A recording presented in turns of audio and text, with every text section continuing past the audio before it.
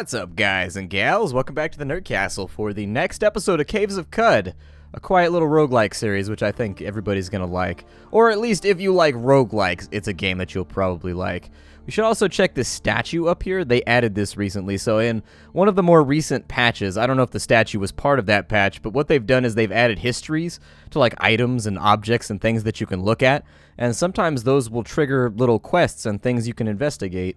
So let's have a look. This is a shrine to Anti-Sheed, the Scroll Waker. This shrine depicts a significant event from the life of the ancient Sultan Anti-Sheed. Deep in the wilds of the Window Maker's precinct of Sabal, Anti-Sheed discovered Shulashan Cave. There she befriended equines and reflected on the meaning of the experience. So there it is. You discover the location of Sabal, Window Maker home. You've also received a new quest to visit Sabal, the Window Maker home. I figured that out the other day. I had actually never investigated that statue right there, and it gives you a free quest, so you might as well take a look. Inside this building, there's a trader, and this trader is going to be incredibly useful to you as you go through the beginning parts of the game. They're essentially going to give you somebody to bounce your money off of, and also make a little bit of money before you go further into the game. You press the tab key. That'll allow you to trade with most people. It's kind of like old classic trading games, where if you go through, so he's got a couple of injectors here. That's a healing potion right there, and that one I think makes you glow, maybe? I'm not sure. Not entirely sure, but it's something like that. But yeah, you'll want to be around the trader, because otherwise you'll just have an inventory full of bullshit that you can't sell, and that can be a little bit upsetting. We've got a toolkit that would help us out with some of our tinkering stuff. What stuff can I unload like right now? You press spacebar to give them the full stack. If you wanted to trade just one object, you press the plus key and it will add it. Now, if you take a look at the bottom, this right here is how much our trade is worth. This is how much his is worth.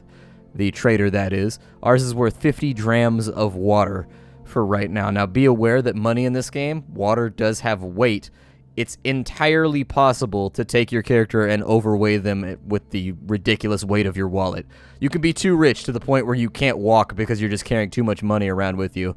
So be aware, chances are as you go into the game, eventually at some point you're going to need to find a storage spot to put some of your stuff. Otherwise, you're going to be weighed down pretty frequently. I will give you my bronze dagger. Got 29 vine wafers, 12 bear jerky. I will give you... I've never had bear, actually. I've never tasted bear. I've eaten a lot of animals. I've had squirrel. I've had raccoon. I've had alligator. I've had deer. I've had elk. I've had all kinds of stuff. Pheasant.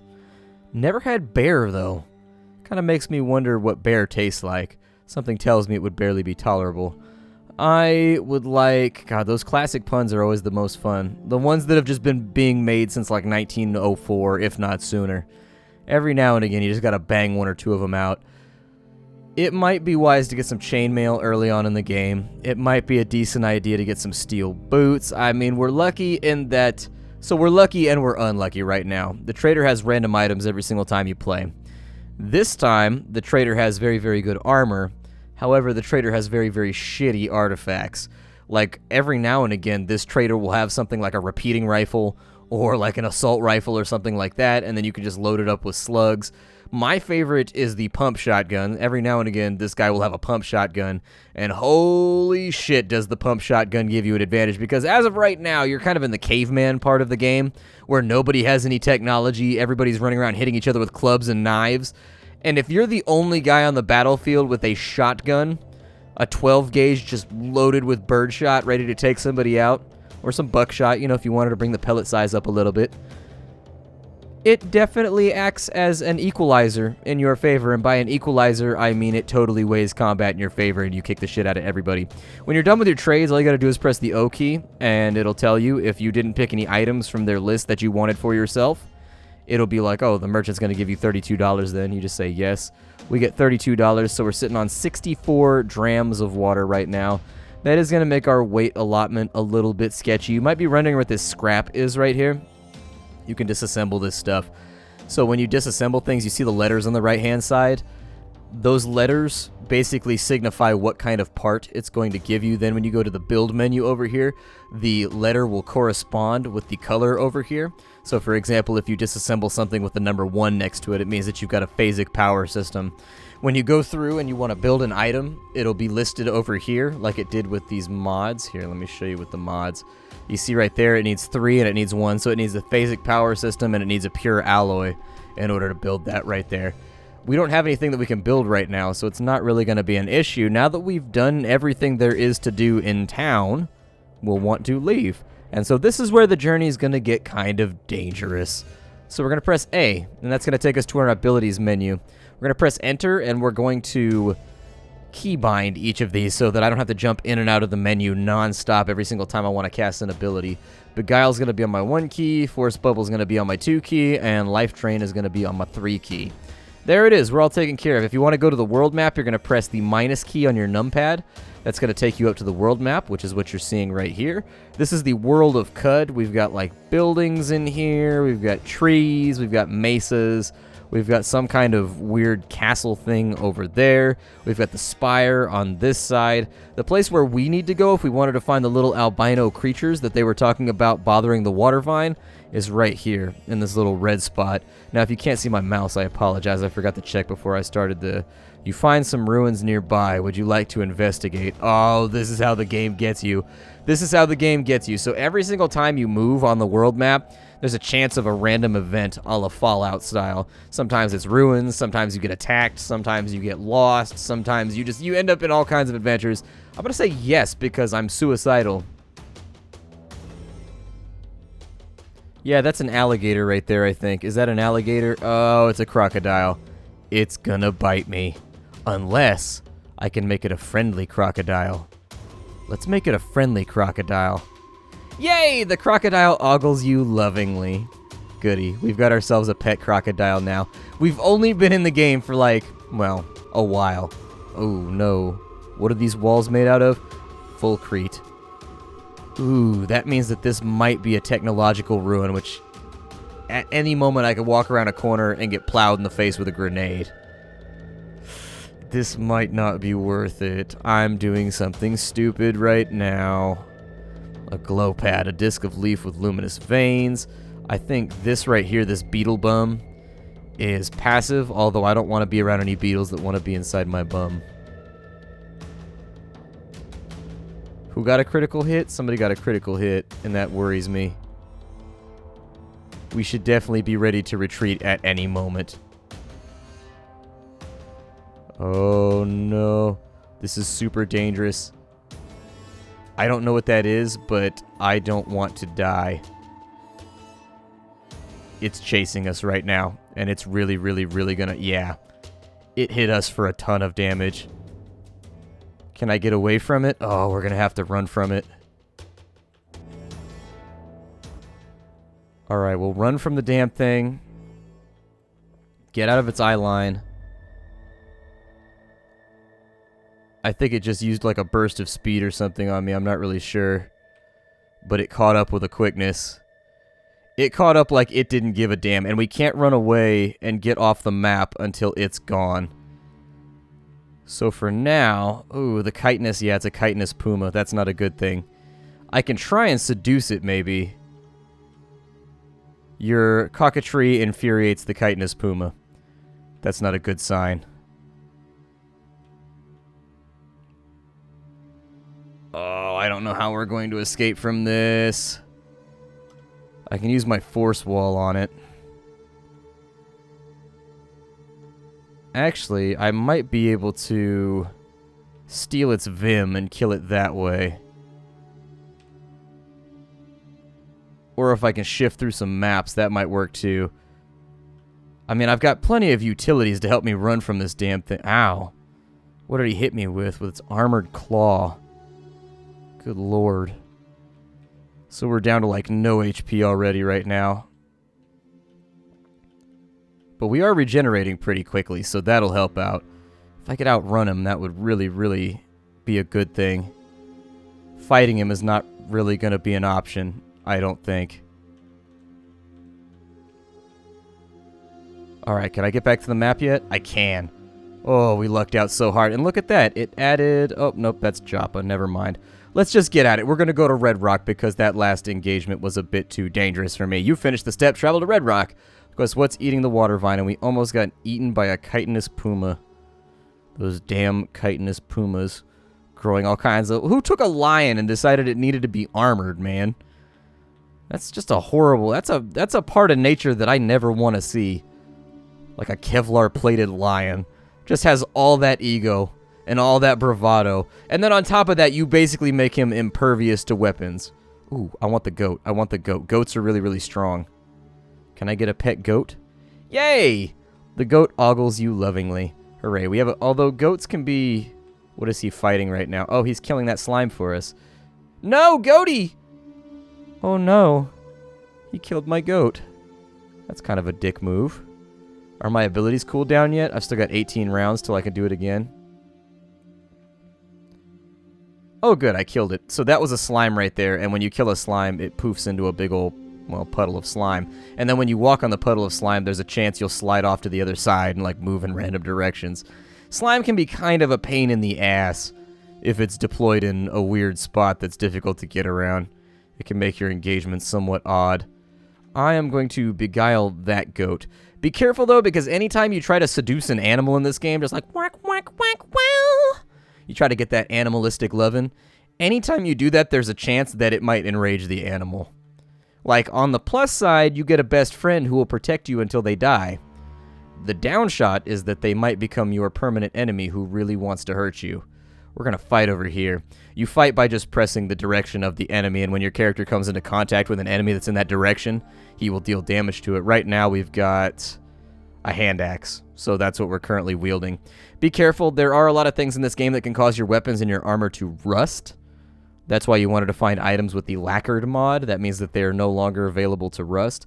And there's our entrance to the dungeon right there. So that's what we're going to need.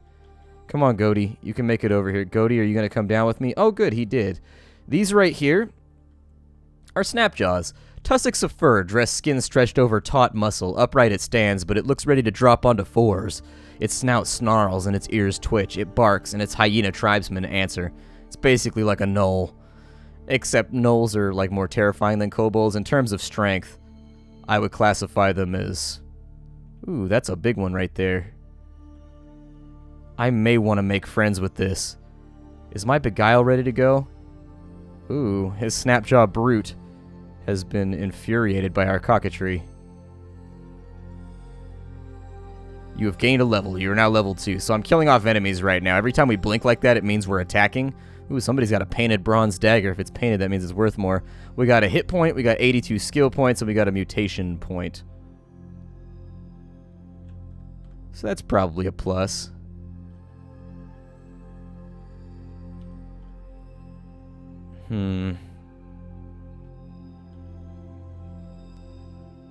At some point, I'm going to need to siphon Vim, otherwise I'm really, really close to death. I've only got 1 HP remaining.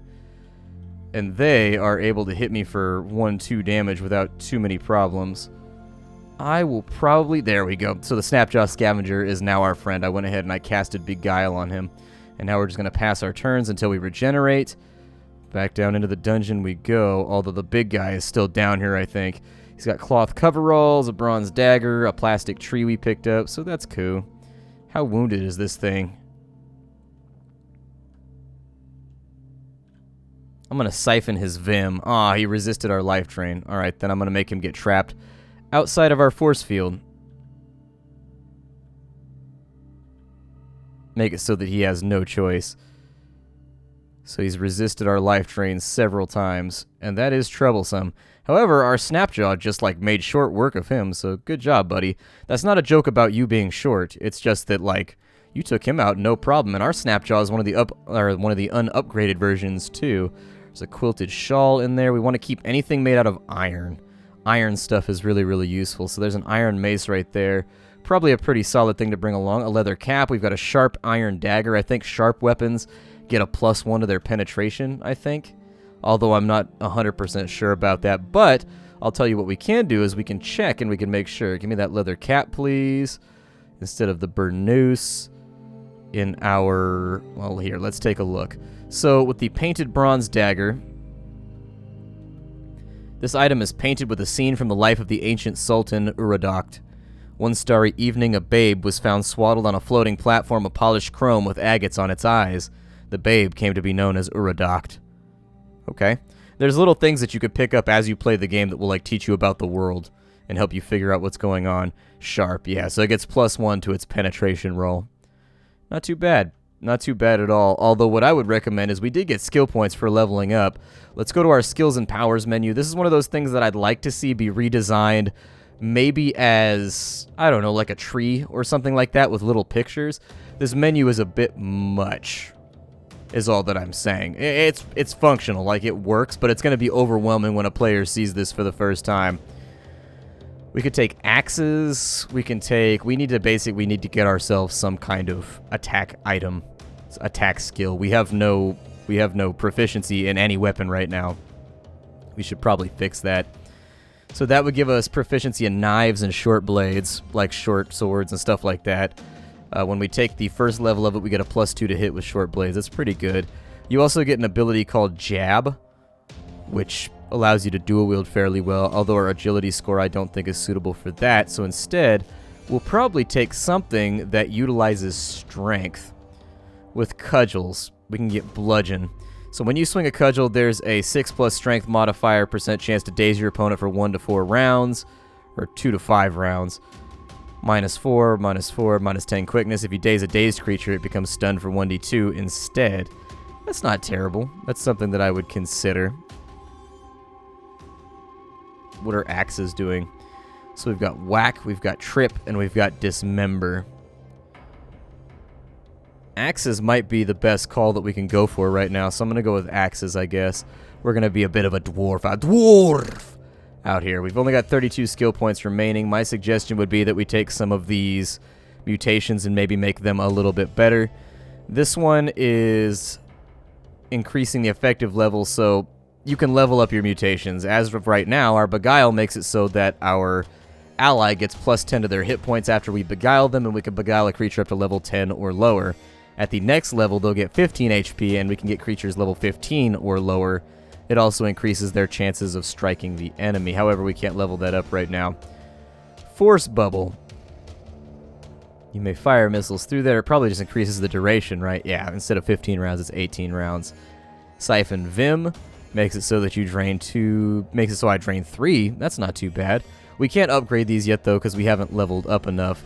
Alternatively, I think you could take a random mutation. So if you have 4 mutation points, which are listed right here, you can press the M key on this menu, and it will allow you to take a random mutation.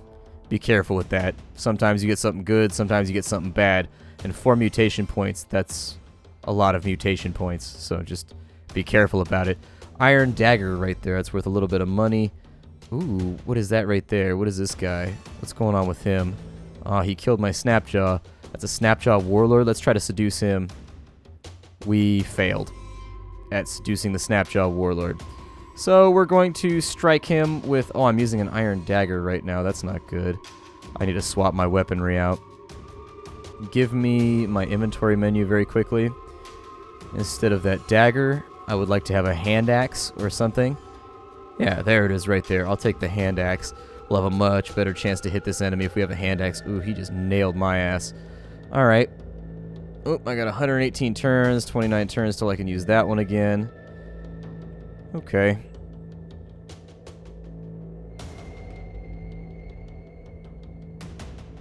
I'm going to try and get away from him. The slime may give me an advantage there while I regenerate. This Warlord is going to be a little bit difficult to deal with, I think. Methinks he could be a challenge. So he's at perfect health right now.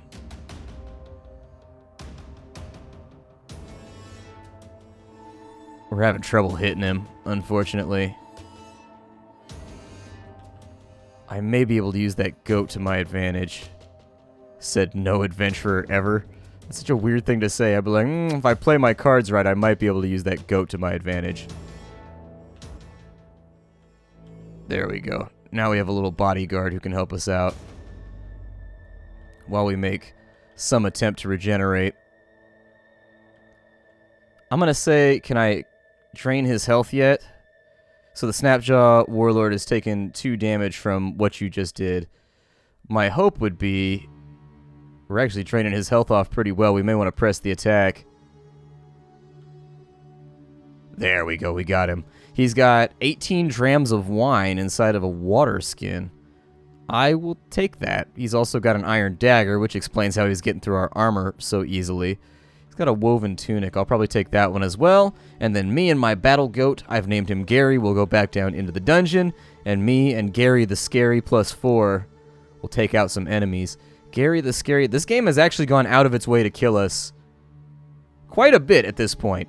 I don't know if you're familiar with Caves of Qud. The game has not been kind to us so far. It has tried to take us out on numerous occasions, and I've managed to wheel and deal my way around it, which is actually kind of the... Oop, nope. Always fight enemies in hallways. I hadn't talked about this yet, but you should always fight your enemies in hallways. It makes it so that they can't, like, surround you and beat you to death with cudgels, which totally sucks. You don't want that to happen. We auto got some beaded bracelets, a burnt capacitor. There's a steel battle axe in here. We definitely want that. There's an iron mace right there. The witchwood wreaths, probably not that useful. Let's go ahead and we'll swap in that steel battle axe. Hell yeah. So we got the steel battle axe. It's 6 penetration, and it does 1d6 damage. That's really, really good considering our hand axe was doing 1d3. It's bloody. I think you can wash stuff off by pouring water on yourself or something like that, although I don't really recall. My left hand, I have a torch. Let's go ahead and we'll bypass some turns and wait and see what happens here because our HP is kind of low. Is that Gary the Scary? Alright, Gary the Scary +3. Stick with me here, pal. Don't step in spider webs. You can also light them on fire if you really... Oh, no. And what, pray tell, are you? A Snapjaw Warrior. Okay. I think I can take him. He doesn't scare me. Yeah, we beat him to death real fast just using our new steel battle axe, whose penetration is so penetrating that very few would ever choose to stand against us. We need to be careful down here. There are booby traps and stuff, like rocks fall, the party dies type things that will kill you instantly. We want to watch out for that because we don't have the HP yet to like sink the hit without anything terrible happening. The spiders in here won't bother you unless you get stuck in their nets, or in their, sorry, a spider net is called a spider web. I know this information. It's just that I failed to apply it properly. A couple of snapjaws in here. The first one dies to Gary the Scary's mighty onslaught. We've gained another level. We're now level 3. We've gained 1 hit point. That's not good. We need more hit points. We also gained an attribute point, which is not the worst thing I've ever seen. He's got an iron mace. I will take that iron mace. I will also take that iron short sword. Man, all kinds of iron gear up in here. Woven tunic, bronze dagger, don't really want those. These right here are trash piles. If you have a proper skill, when you walk over a trash pile, it has a chance of giving you like burnt capacitors, stuff like that. If you're planning on building a lot of stuff, it can be a really, really useful skill set. If you're not, then it's not going to help you out very much aside from maybe generating a little bit of revenue for you as you go through the game. Really kind of wishing we had better gear right now. We're still kind of on the edge. We're not able to soak hits yet in the way that I would prefer to be able to. One-shotted that guy. He's got an iron short sword. What's our weight looking like? 159 out of 270. If you're wondering where I saw that, it's right here at the bottom of your inventory screen when you press the I key. We've got our first treasure chest. It's got a weird artifact inside of it and some cloth overalls. I will take them. If you ever needed a list, by the way, of all the commands in the game, boom, you can go to the key mapping menu right here by pressing escape and then just looking around and going through. I like to every now and again refresh my memory if I haven't played in a while. Studded leather armor right there. That's going to bring us up by +1 armor. I would consider it, thinking that we're not an agility build. Those two are now dead. He's got an iron short sword. That guy's got a bronze battle axe and nothing else. If I get a two-handed axe or like a steel... Yeah, a two-handed axe actually I think would work great for us. We've got another iron dagger right there. I may be pack ratting a little bit too much, but I don't mind. I enjoy pack ratting in this game. I should probably also take some kind of attribute advancement. We can do that on this side. We've got attribute points, so I can start evening out toughness, or I can work on things. We would actually want to consult our build first, in all honesty. Strength is looking like the one that's probably going to be more helpful. If we take strength up to 19, we get access to a whole bunch more axe abilities. We get dismember. Well, we just get dismember, but still, occasionally you will dismember your opponent's limbs. Not too bad. Not too bad at all. Things to think about. My name is Splattercat. This is Caves of Qud. If you wanted to get the game for yourself, you can purchase it down below at the Steam link that I've sent over. Be aware, the developers work very, very hard on this game, and they update it pretty frequently with like new features and new things. If there was a corollary in gaming, I would say it would be something like Dwarf Fortress, where it's a game that probably won't ever get done. They'll just keep adding more and more and more complication and stuff to do to it. But maybe I'm speaking out of turn. I wouldn't know. We've got one warrior left over here. Let's murder him very quickly. Although we're down to 6 HP. And I will see you in the next episode. Thanks for stopping in, everybody. I do.